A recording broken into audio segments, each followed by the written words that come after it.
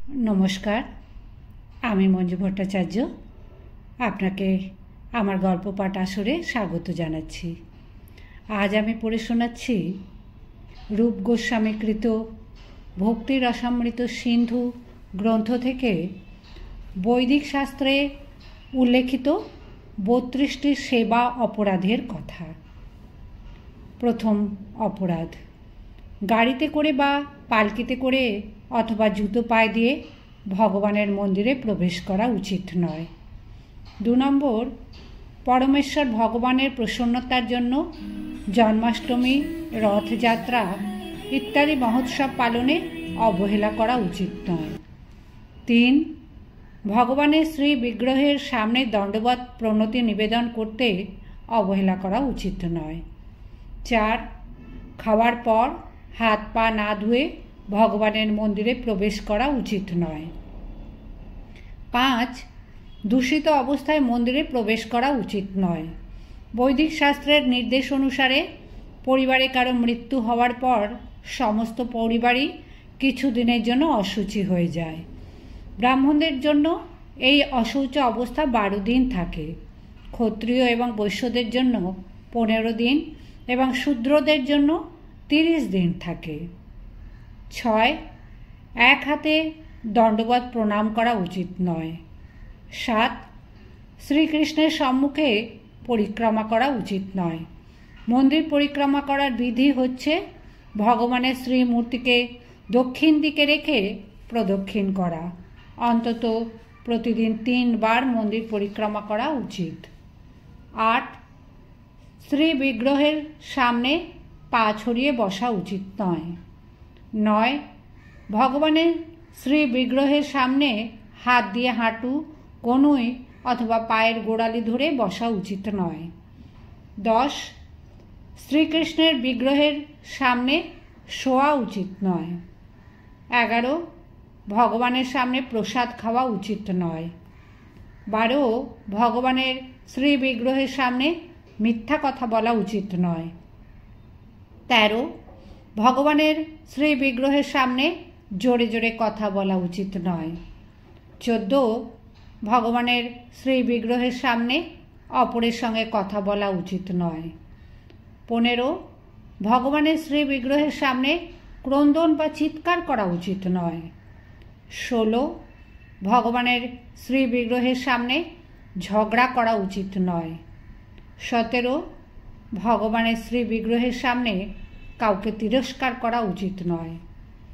18, भगवानेर श्री विग्रहेर सामने भिक्षुकके भिक्षा दान करा उचित नय। 19, भगवानेर श्री विग्रहेर सामने काउके कठोर वचन बला उचित नय।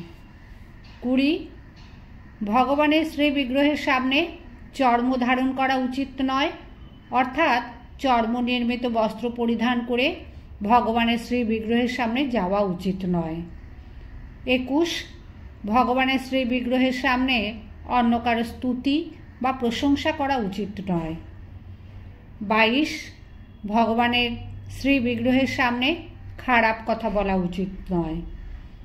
23, भगवानेर श्री विग्रहेर सामने वायु त्याग करा उचित नय। 24, क्षमता अनुसारे भगवानेर पूजा करा थेके बिरत थाका उचित नय। भगवद गीताय बला हयेछे जे भक्त यदि ताके एकटू फल फूल पाता ओ जल दिएও तार पूजा करें ताहलेई तिनि सन्तुष्ट हन। এই বিধান भगवान सकलेर जन्यই दिएছেন। एमनकि सबचाইতে दरिद्र मानुषও এইভাবে तार पूजा करते पारेन। किन्तु तार अर्थ এই নয় যে खूब सुंदरभावे बहु अर्थ व्यय भगवानेर पूजा करार सामर्थ्य जार रयेछे तिनिও केवलमात्र एकटू जल और पाता दिए भगवान के सन्तुष्ट करबार चेष्टा करबेन। तार यदि सामर्थ्य थाके ताहले फूल अलंकार और सुंदर पोशाके भगवानेर श्री विग्रह के साजिए नाना रकम उपादेय खाद्य द्रव्य ताके निवेदन करे महासमारोहे भगवानेर आराधना करा उचित। एमन नय जे निजेर इंद्रिय तृप्तिर जन्य समस्त अर्थ व्यय करे भगवानेर सन्तुष्टि विधानेर जन्य केवल एकटू जल और पाता अर्पण करबेन। 25, श्रीकृष्ण के निवेदन ना करे कोनो किछु खावा उचित नय। 26 ঋতু অনুসারে টাটকা ফল ও শস্য শ্রীকৃষ্ণকে অর্পণ করা উচিত। 27 খাবার প্রস্তুত হওয়ার পর তা ভগবানকে নিবেদন না করে কাউকে দেওয়া উচিত নয়। 28 ভগবানের শ্রী বিগ্রহের দিকে পেছন ফিরে বসা উচিত নয়। 29 নিঃশব্দে গুরুদেবকে প্রণতি নিবেদন করা উচিত নয়, অর্থাৎ গুরুদেবকে দণ্ডবত করার সময় উচ্চস্বরে গুরু প্রণতি উচ্চারণ করা উচিত। 30 গুরুদেবের সান্নিধ্যে এলে তার গুরুকীর্তন করতে অবহেলা করা উচিত নয়। 31 গুরুদেবের সামনে নিজের প্রশংসা করা উচিত নয়। 32 ভগবানের শ্রী বিগ্রহের সামনে অন্যান্য দেবদেবী নিন্দা করা উচিত নয়। এই 32টি হচ্ছে সেবা অপরাধ। এছাড়াও কয়েকটি অপরাধের কথা বরাহ পুরাণে বর্ণনা করা হয়েছে। সেগুলি হচ্ছে: অন্ধকার ঘরে শ্রী বিগ্রহ স্পর্শ করা উচিত নয়। 2 ভগবানের শ্রী বিগ্রহের অর্চনার বিধি বিধানগুলি দৃঢ়তার সঙ্গে পালন করতে অবহেলা করা উচিত নয়। 3 কোনো রকম শব্দ না করে, অর্থাৎ আগমন বার্তা না জানিয়ে ভগবানের মন্দিরে প্রবেশ করা উচিত নয়। 4 কুকুর অথবা নিম্ন স্তরের কোনো পশু যে খাদ্যদ্রব্য দেখেছে তা ভগবানকে নিবেদন করা উচিত নয়। 5 পূজার সময় নীরবতা ভঙ্গ করা উচিত নয়। 6 পূজা করার সময় মূত্রত্যাগ অথবা বায়ুত্যাগ করা উচিত নয়। 7 পুষ্প অর্পণ না করে ধূপ নিবেদন করা উচিত নয়। 8 সুগন্ধবিহীন পুষ্প ভগবানকে নিবেদন করা উচিত নয়। 9 প্রতিদিন ভালো করে দন্তধাবন করতে অবহেলা করা উচিত নয়। 10 মৈথুনের পর মন্দিরে প্রবেশ করা উচিত নয়। 11 রজস্বলা স্ত্রীকে স্পর্শ করা উচিত নয়।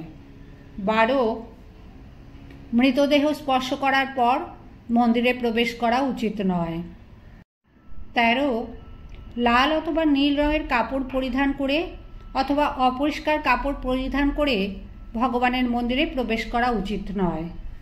14 মৃতদেহ দর্শন করার পর ভগবানের মন্দিরে প্রবেশ করা উচিত নয়। 15 মন্দিরে বায়ুত্যাগ করা উচিত নয়। 16 মন্দিরে ক্রুদ্ধ হওয়া উচিত নয়। 17 শ্মশানে যাওয়ার পর মন্দিরে প্রবেশ করা উচিত নয়। 18 ভগবানের শ্রী বিগ্রহের সামনে ঢেকুর তোলা উচিত নয়, অর্থাৎ ভালোভাবে খাদ্য হজম না করে ভগবানের মন্দিরে প্রবেশ করা উচিত নয়। 19 গাঁজা খাওয়া উচিত নয়। 20 আফিং আদি মাদক দ্রব্য গ্রহণ করা উচিত নয়। 21 শরীরে তৈল মেখে মন্দিরে প্রবেশ অথবা ভগবানের শ্রীমূর্তি স্পর্শ করা উচিত নয়।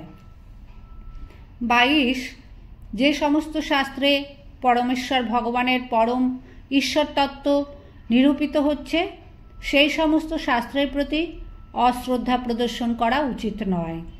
23 কোনো বিরুদ্ধ মতবাদ পোষণকারী শাস্ত্রের প্রবর্তন করা উচিত নয়। 24 ভগবানের শ্রী বিগ্রহের সামনে পান খাওয়া উচিত নয়। 25 অপরিষ্কার পাত্রে রাখা ফুল ভগবানকে নিবেদন করা উচিত নয়। 26 আসন ছাড়া মাটিতে বসে ভগবানের অর্চনা করা উচিত নয়। 27 স্নান সম্পূর্ণ না হলে ভগবানের শ্রী বিগ্রহ স্পর্শ করা উচিত নয়। 28 কপালে ত্রিরেখা বিশিষ্ট তিলক ধারণ করা উচিত নয়। 29 হাত ও পা না ধুয়ে মন্দিরে প্রবেশ করা উচিত নয়। অন্য নিয়মগুলি হচ্ছে: অবৈষ্ণবের তৈরি খাবার ভগবানকে নিবেদন করা উচিত নয়। অভক্তের সম্মুখে পূজা করা উচিত নয়। অবৈষ্ণব দর্শন করে ভগবানের পূজা করা উচিত নয়। ভক্তি বিঘ্ন বিনাশন গণপতির পূজা করে ভগবানের আরাধনা শুরু করা উচিত। ব্রহ্মসংহিতায় বলা হয়েছে যে গণপতি শ্রী নৃসিংহদেবের শ্রী পাদপদ্মের আরাধনা করেন, তাই তাঁর পূজা করলে ভক্তিপথের সমস্ত বিঘ্ন বিদূরিত হয়। অতএব ভক্তদের উচিত গণপতির পূজা করা। নখ ও আঙ্গুল দিয়ে স্পর্শ করা হয়েছে যে জল, সেই জল দিয়ে ভগবানের স্নান করানো উচিত নয়। ঘর্মাক্ত কলেবরে ভগবানের পূজা করা উচিত নয়। এইরকম বহু বিধিনিষেধ রয়েছে, যেমন ভগবানকে নিবেদিত ফুল চরণ দ্বারা উল্লঙ্ঘন করা অথবা মর্দন করা উচিত নয়, অথবা ভগবানের নাম নিয়ে শপথ করা উচিত নয় ইত্যাদি। ভগবত ভক্তি সাধনে এগুলি হচ্ছে বিভিন্ন অপরাধ, এবং খুব সাবধানতার সঙ্গে এই অপরাধগুলি বর্জন করা উচিত। পদ্মপুরাণে বলা হয়েছে যে সারা জীবন ধরে পাপ করেছে যে মানুষ, সেও যদি তাঁর শরণাগত হয় তাহলে তিনি তাকে সর্বতোভাবে রক্ষা করবেন। সুতরাং ভগবানের শরণাগত মানুষ সব রকমের পাপ থেকে মুক্ত হয়ে যায়। কেউ যদি স্বয়ং ভগবানের চরণেও অপরাধ করে থাকে তাহলে হরে কৃষ্ণ কৃষ্ণ কৃষ্ণ হরে হরে, হরে রাম রাম রাম হরে হরে, এই মহামন্ত্রের আশ্রয় গ্রহণ করার পর সেই পাপ থেকে মুক্ত হতে পারে। অর্থাৎ হরে কৃষ্ণ মহামন্ত্র জপ করার ফলে সব রকমের পাপ বিনষ্ট হয়। কিন্তু কেউ যদি ভগবানের নামের চরণে অপরাধ করে তাহলে তা থেকে কোনো মতেই উদ্ধার পাওয়া যায় না। ভগবানের দিব্য নামের প্রতি অপরাধগুলি হচ্ছে: 1.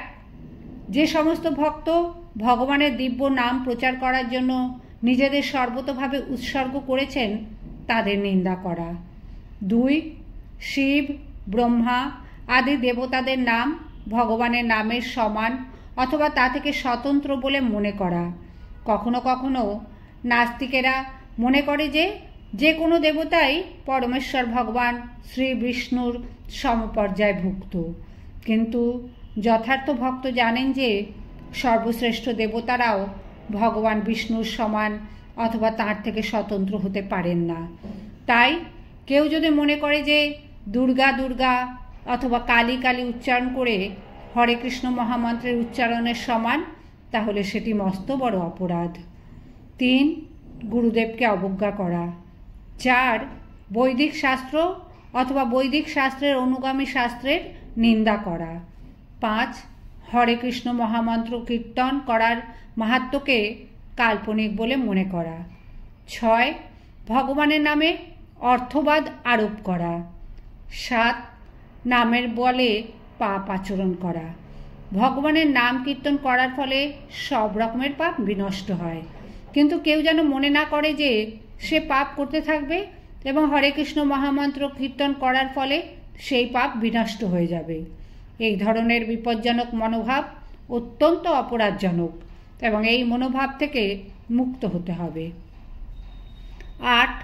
হরে কৃষ্ণ মহামন্ত্র উচ্চারণকে বৈদিক কর্মকাণ্ডে বর্ণিত পুণ্য কর্ম বলে মনে করা হয়। 9. শ্রদ্ধাহীন ব্যক্তিকে ভগবানের দিব্য নামের মহিমা উপদেশ করা। ভগবানের দিব্য নাম কীর্তনে যে কেউ অংশগ্রহণ করতে পারে, কিন্তু ভগবানের দিব্য নামের অপ্রাকৃত মহিমা সম্বন্ধে প্রথমেই তাকে কিছু বলা উচিত নয়। যে সমস্ত মানুষ অত্যন্ত পাপী তারা ভগবানের নামের অপ্রাকৃত মহিমা যথাযথভাবে উপলব্ধি করতে পারে না এবং সেই সম্বন্ধে তাদের কিছু না বলাই ভালো।